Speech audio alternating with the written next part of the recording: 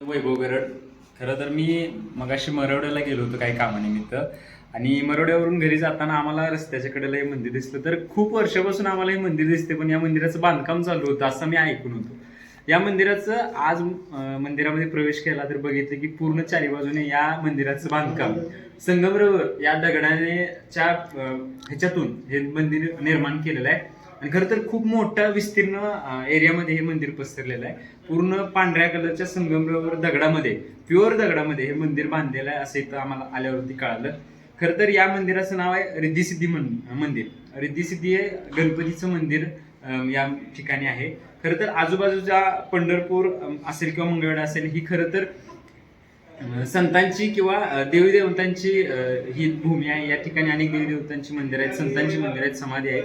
त्यापैकीच हे एक मंदिर आता नवीनच या ठिकाणी सुरू झाले. मला वाटतं की 3-4 महिन्यापूर्वी हे मंदिर सुरू झालं असेल. आणि अतिशय भव्य वास्तू या मंगळवेढ शहरामध्ये या ठिकाणी झाले, शहराला लागूनच झालेले आहे. म्हणून इथल्या नागरिकांना असेल, स्थानिक लोकांना असेल, या मंदिराचा खूप फायदा होणार आहे. खरं तर एक सांस्कृतिक वारसा जतन करण्याचं काम सुद्धा या मंदिराच्या माध्यमातून होते. कारण की आपल्या प्रत्येक कार्याची सुरुवात करताना खरं तर आपण गणपतीला वंदन करून करतो, आणि त्याच गणपतीचं मंदिर आपल्या मंगळवेढ्यामध्ये झालेलं आहे. ही खरं तर आपल्यासाठी खूप नशिबाची किंवा चांगली गोष्ट आहे.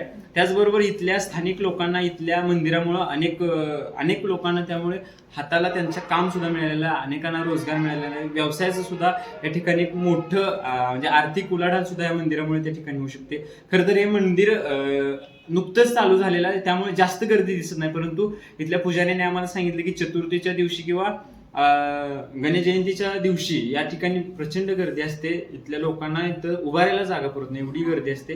आणि इथल्या लोकांकडून, इथल्या भाविक भक्तांकडून, गणेश भक्तांकडून इथल्या मंदिराला, इथल्या गणपतीच्या या नवीन वास्तूला अतिशय चांगल्या प्रकारचा प्रतिसाद मिळतोय.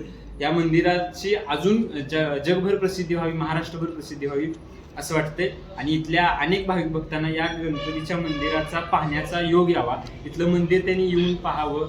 कशा प्रकारे एखादी वास्तू एकाच संगमरवर दगडामध्ये बांधकाम केलेलं असते ते बघण्यासाठी खरं तर तुम्ही या मंदिरामध्ये या, गणपतीचं दर्शन घ्या. आणि इथल्या मंगळवेढ सारख्या या म्हणजे मंगळवेढामध्ये आधी एकच मंदिर होतं जे प्रसिद्ध होतं, दामाजी पंतांचं मंदिर. त्यानंतर आता हे गणपतीचं मंदिर आहे, जे की त्या मंदिराच्या तुलनेनं अतिशय मोठ्या भागामध्ये, म्हणजे मोठ्या एरियामध्ये इथं ते वसवलेलं आहे.